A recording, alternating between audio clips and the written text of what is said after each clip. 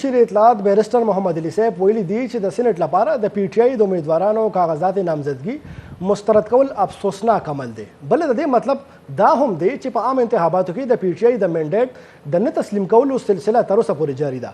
کوم الزامات چې د سینټ په امیدوارانو لګول شوي دي د هغوی هیڅ ثبوت نشته.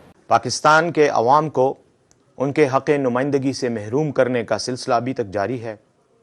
पाकिस्तान तहरीक इंसाफ जो पाकिस्तान की सबसे मकबूल तरीन अवामी जमात है, उसको इलेक्शन प्रोसेस से, इलेक्शन के अमल से आउट करने की भरपूर कोशिशें होती रहीं। बदकिस्मती से ये सिलसिला सेनेट के इलेक्शन के दौरान भी जारी है। हमारे सेनेट के उम्मीदवारान के कागजात नामजदगी को मुस्तरद किया गया है और जो वजूहात बयान की जा रही हैं वो सब लग़्व और बेबुनियाद वजूहात हैं।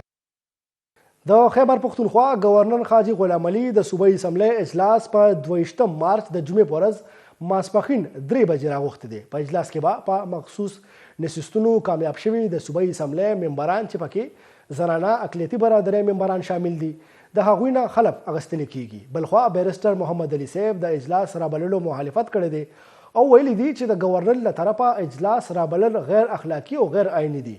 پی ټی آی د وکیلانو سره سلا مشاورت شروع کړی دی. د خیبر پختونخوا گورنر حاجي غلام علي په 22 مارچ د جمعې په ورځ ماسپښین 3 بجې صوبایي اسمبلی غونډه رابللې ده.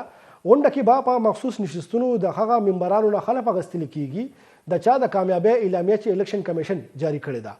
د یادونې وړ ده چې په روانه هفته کې اپوزیشن لیډر عباد الله خان هم غوښتنه کړې وه چې د صوبایي اسمبلی غونډه دې زر تر زره راوبللی شي، ولې چې په 2 اپریل د سینټ الیکشن ترسره کیږي او د سینټ په الیکشن کې برخه اخیستو لپاره په مخصوص نشستونو منتخب شوي ممبران باید خلف واخلي.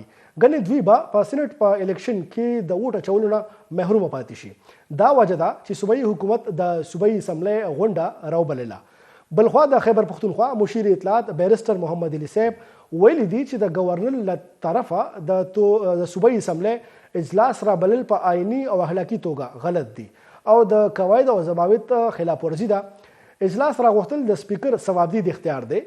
گورنر صرف درخواست لیږلی شي خو د گورنر حاجي غلام علي سیاسي تنازعات پیدا کول زوړ عادت دی.